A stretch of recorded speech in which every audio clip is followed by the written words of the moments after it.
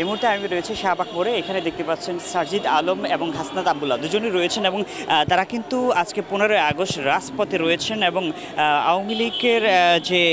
ফ্যাসিবাদী কাঠামো এবং তাদের যেই মারমুখী অবস্থান সেটাকে প্রতিহত করতে কিন্তু তারা মাঠে রয়েছেন এবং আজকে বঙ্গবন্ধুর 15ই আগস্ট থাকলেও সেটা কিন্তু বাতিল করা হয়েছে এবং এদের মধ্য থেকে অর্থাৎ হাসনাত আবদুল্লাহ এবং সারজিদ আলমের পক্ষ থেকে কিন্তু তারা 4 দফা দাবি জানিয়েছে এবং 4 দফার মধ্যে ফ্যাসিবাদী কাঠামো ব্যবহার করে যেসব হত্যাকাণ্ড ঘটানো হয়েছে সেগুলোকে দ্রুত বিচার নিশ্চিত করে বিশেষ ট্রাইব্যুনাল গঠন করতে হবে এবং দ্বিতীয় যে দাবিটি সংখ্যালঘুদের উপর আওয়ামী লীগ ও 14 দলসহ যারা পরিকল্পিত ডাকাতি লুণ্ঠনের মাধ্যমে গণ অভ্যুত্থান বিতর্কিত করার প্রচেষ্টা করেছেন তাদেরকে খুব দ্রুত বিচার আওতায় আনতে হবে এবং 3 নম্বরে যারা প্রশাসন রয়েছেন অর্থাৎ প্রশাসন ও বিচার বিভাগে যারা ছাত্র জনতা অভ্যুত্থানে হামলা মামলা এবং হত্যাযোগ্য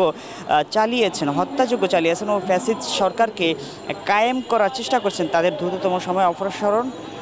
এবং বিচার নিশ্চিত করতে হবে। 4 নম্বর যে দাবিটি রয়েছে সেটা হচ্ছে প্রশাসন ও বিচার বিভাগে যারা এতদিন বৈষম্যর শিকার হয়েছেন তাদের জন্য সমান সুযোগ সুবিধা নিশ্চিত করতে হবে। এটা কিন্তু সমন্বয়কদের মধ্যে আবু বাকর মজুমদার তিনি কিন্তু এটা জানিয়েছেন তাদের এই 4 দফা দাবি এবং 4 দফা দাবি কিন্তু তারা স্পষ্টভাবে ঘোষণা দিয়েছেন। এই দাবিগুলো আসলে তারা চাচ্ছেন স্পষ্টভাবে বাস্তবায়ন করার লক্ষ্যে কিন্তু তারা এগিয়ে যাচ্ছেন। তকি খান, নিউজ 9, ঢাকা।